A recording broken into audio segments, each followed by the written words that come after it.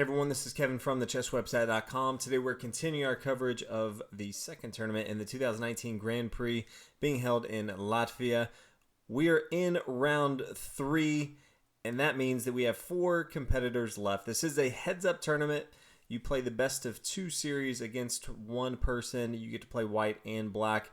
If there is a draw after that, you do go to tiebreakers. If someone has won or is up half a point after those 2 games, they do move on. So we have 4 players left trying to get to the finals. Based on where you end up in the tournament, you do get points. You're going to play 3 of the 4 Grand Prix tournaments all year, and then the top 2 finishers will go on to the Candidates tournament. 2 of our remaining 4 competitors we're going to be watching today. White is going to be played by Alexander Grischuk, and black's going to be played by MVL. Quite a few games we've covered so far from MVL, and he has been dominating so far.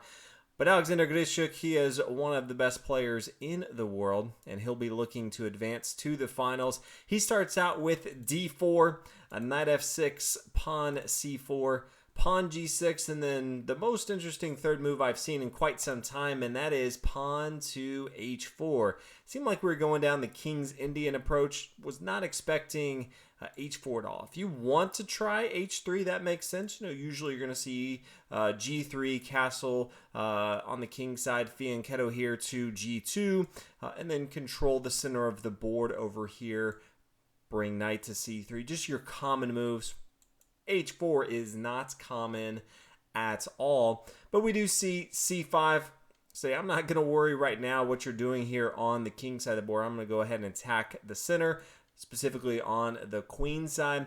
Pawn d5 and then b5. Now this is similar to the Binko Gambit where you give up some material here. You're really trying to get your opponent to extend on the queen side of the board, knowing that once they take here, that's exactly what Grischuk does, is it's very difficult for them to hold on to this material. You have a lot of ways to attack this, and so while yes, they are up a pawn in material, you know that you can get that later on, and this also frees up some of the defenders that white has in the center, trying to control these central pawns here.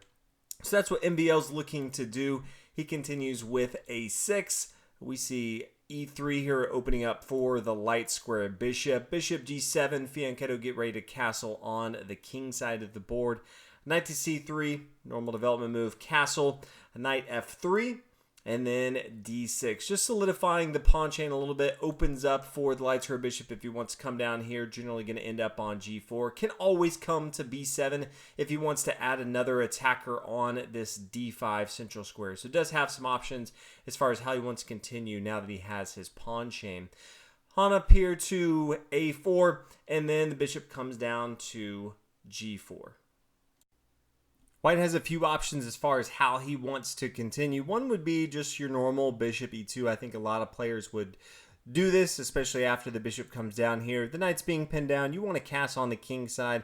Definitely a safe play. You also may want to start attacking on the queen side since your opponent seems to be eyeing down this king side. Start to push this pawn right here. Pawn b3. This makes a lot of sense, just gearing up with your pawns here. But this starts to open up this line for this dark square bishop. There's no longer any pawns here. So depending on how both sides continue here, maybe pawn recaptures, knight recaptures, which is definitely the pawn or the piece that you would want to recapture with. Knight a6, bishop c4, getting that so you can castle on the king side, centralizing that bishop. Knight d5, and then after the knight takes on d5, you can see this is opened up for the bishop to take here on a1. So because of that, after the exchange, black would have a very good game here.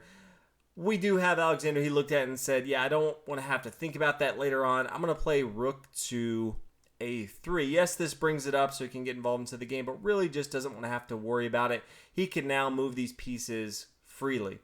Pawn takes on b5, bishop takes. So always when you can capture material and open up for something else, in this case, castling on the king side, definitely the way you want to approach it.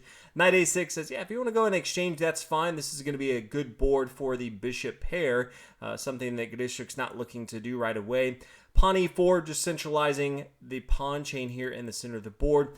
Knight b4, and this is a great outpost. Stops a lot of the squares that white would eventually want to go to. Bishop down here, e2, because this stops a lot of squares that the queen can go to. As soon as that queen moves, the knight can come down here to c2 check, and this is forking the rook right here on a3. So the bishop comes back, wants to stop some of the squares that the knight can go to.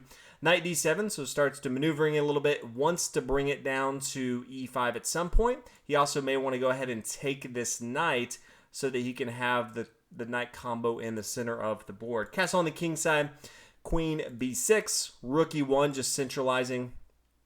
Queen b7 here, just moving around a little bit. Bishop g5, this is now attacking this pawn on e7.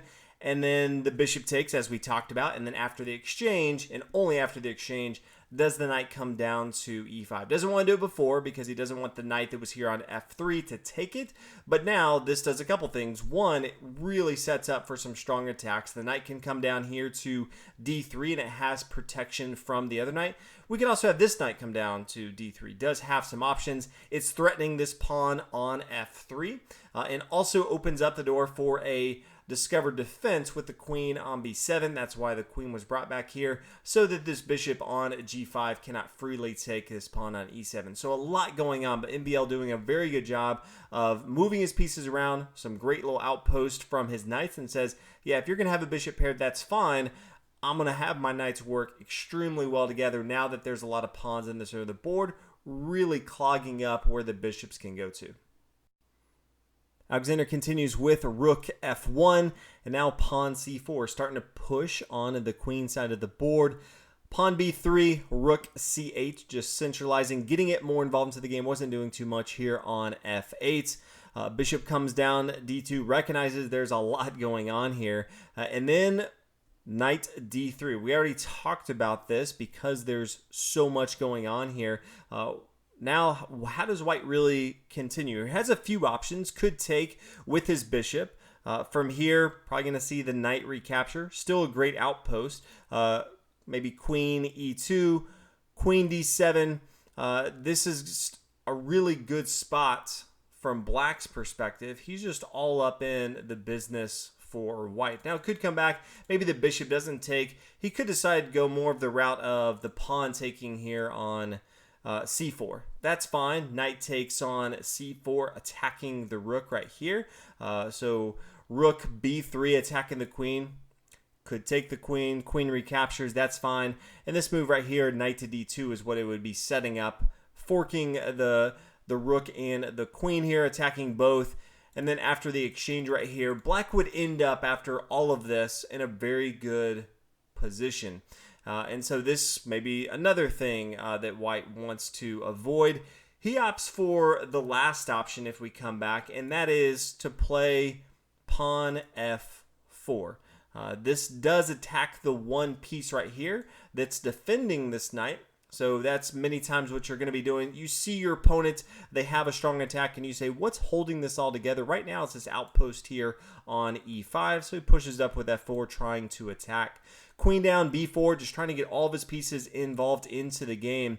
And there's two options that white has. One is to bring his knight down here, because this queen is attacking the rook.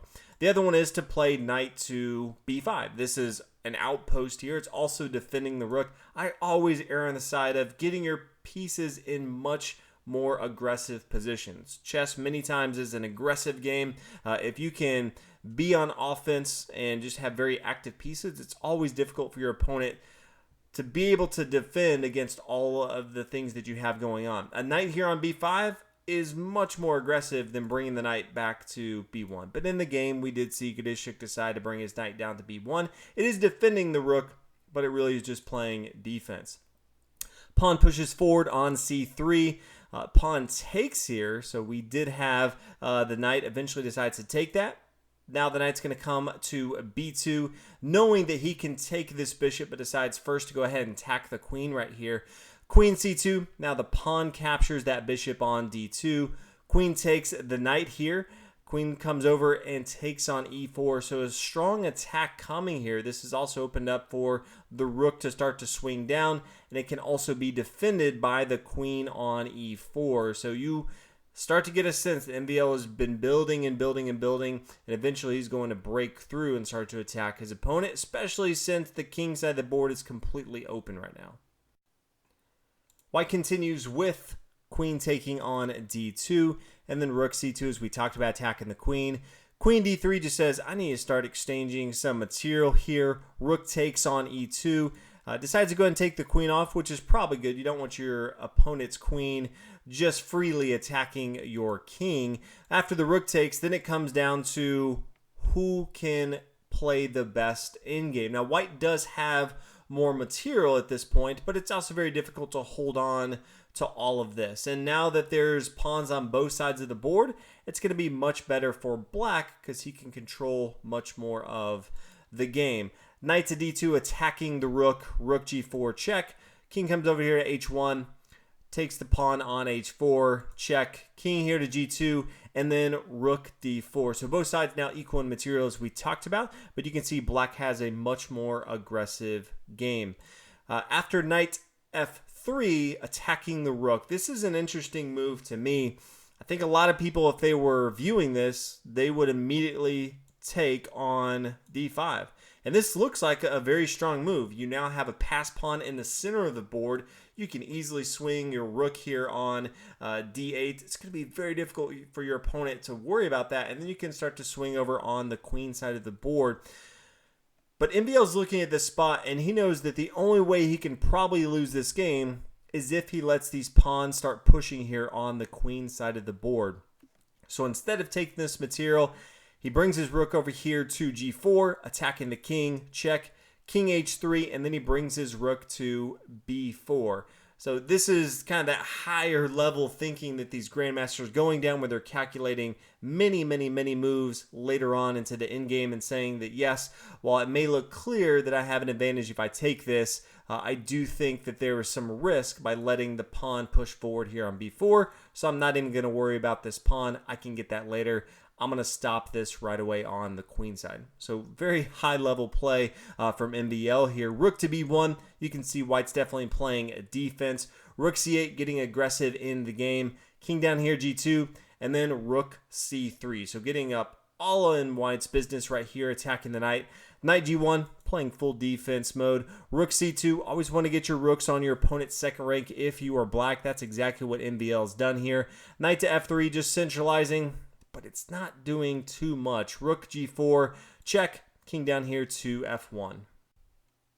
Rook to f4, attacking the knight. King comes to g2, attacking. We do have a twofold repetition here. Eventually we see the one move that's different, and that is the pawn coming to g5. Now rook to f1, going to be a mistake if the knight takes here on g5.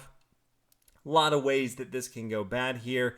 But essentially, after the rook takes right here, this is going to lead to checkmate. So you don't even have to do something where you play your rook over here to take the knight back. That would work as well. But black actually has a checkmate that he can go down. There's a series of how this could end up, but one of the more likely scenarios. And this is a force mate as well. This is not something that if they play a wrong move here, it would end. It would definitely end in a checkmate. So with that, definitely going to be better not to take this pawn up here, but just baiting your opponent.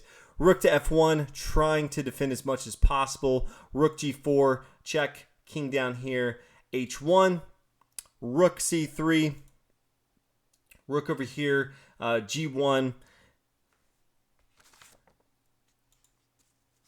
Rook f4, knight down h2. And then we see rook takes on f2.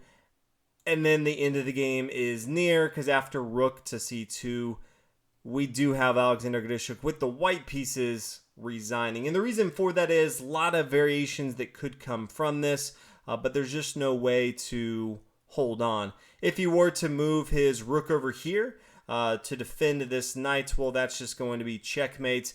The knight can, sure come here, but that is going to fall. If he tries something else, maybe move the knight, because that would fall. Knight to f3, but then you could just take the knight. This is pretty logical. Now you have a extra bishop here. It's going to be very easy to have an in-game win for black here. there's just no real good way to stop this. If maybe you brought your king to g1, well, then the rook's just going to take on h2. Similar as we talked about before, no way to stop this. So congratulations to MVL. He will be moving on to the finals. We will have a couple-day break until we come back in the finals, but congratulations to MVL.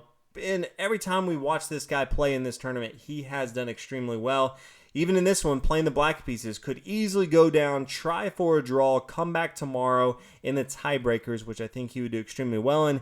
He said, not so fast. I think I can get a win with the black pieces, and he did. So he's guaranteed at least second place, but we'll definitely be following along in the finals. Thank you guys so much for watching. Thank you for following along in the tournament. It's been an exciting one so far. A lot of different openings and lines we typically don't see. So it's fun to see that at the highest level of play. But thanks again. I'll see you guys in the next video.